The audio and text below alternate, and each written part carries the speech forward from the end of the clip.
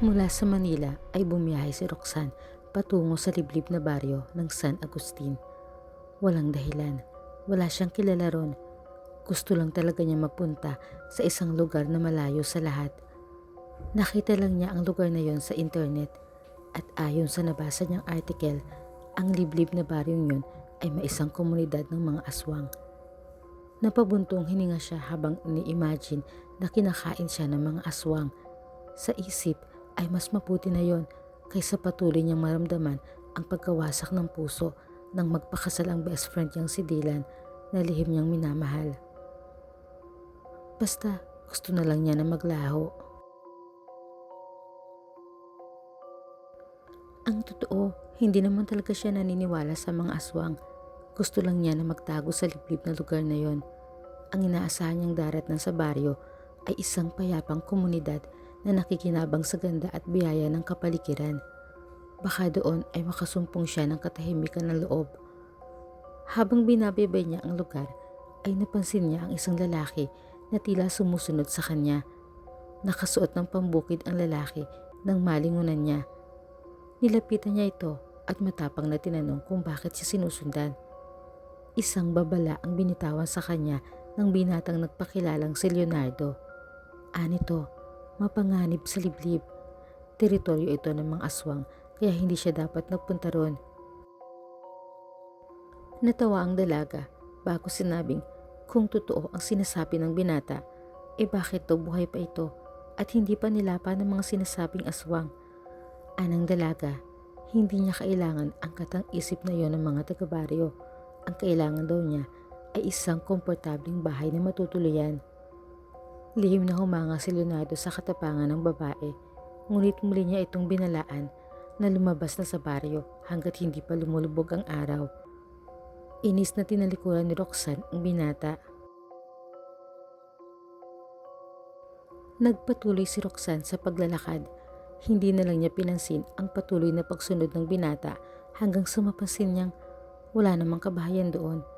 Paano siya makakahanap ng matutuluyan? Kahit inis ay magtatanong ulit sana siya kay Leonardo nang paglingon niya ay hindi na niya ito makita.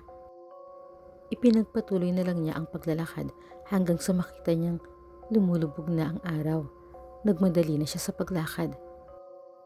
Nang biglang mayari sa kawayang kulungang bumagsak sa harapan niya, dumagundong ang kaba sa dibdib niya nang mapagtantong sa isang iglap ay nakulong siya ron at napapaligiran siya ng mga nilalang na tila hindi mang ordinaryong tao.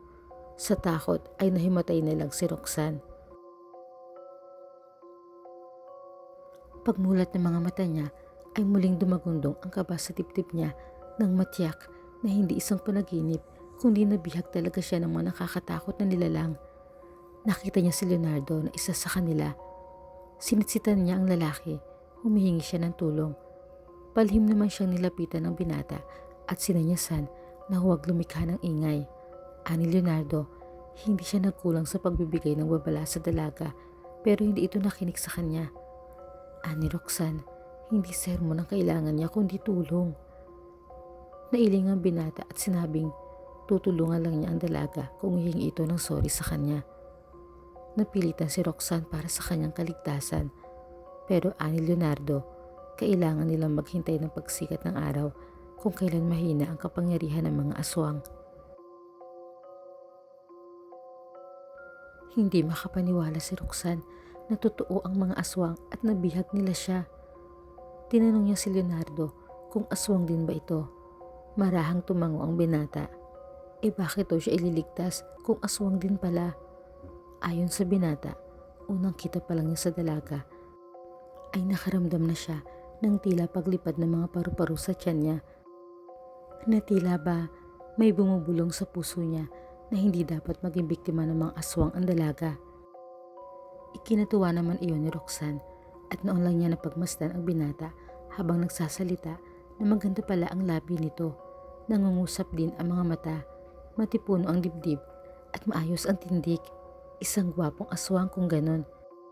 Napansin naman ni Leonardo na tinititikan siya ng dalaga kaya't nailang siya at napayoko. Pagsapit ng pagpula ng buwan ay handa ng katayin ng mga aswang ang kanilang bihag. Pero dahil na-inlove sa unang pagkakataon ang aswang na si Leonardo, kaya tinulungan niya si Roxanne na makawala sa kulungan habang ang mga kalahi ay abala sa ginagawang ritual. Lakad takbo sila sa masukal na gubat. Kapag daw nakarating sila sa ilog ay kailangan tumawid doon ng dalaga. Dahil sa kabilang panig niyon ay meron ng mga kabahayan na maaari niyang hinga ng tulong. Tumango si Roxanne, ngunit bago pa sila makalayo ay may aswang na nakakita sa kanila. Agad tinawag ang atensyon ng iba pang mga aswang kaya't hinabol sila.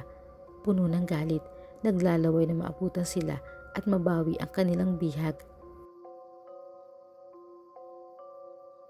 Napilitan si Leonardo na labanan ang mga kapwa-aswang, maipagtanggulang ang babaeng nagustuhan niya sa unang pagkikita. Hindi maiwasan na masugatan siya at manghina, pero hindi siya sumuko hanggang sa mapatumba niyang lahat ang mga humahabol.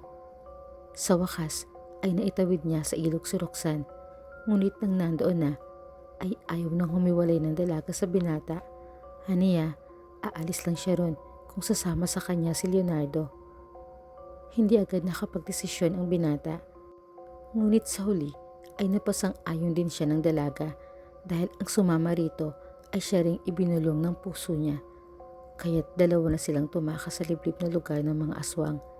Namuhay silang bitbit ang lihim ng pagiging aswang ni Leonardo.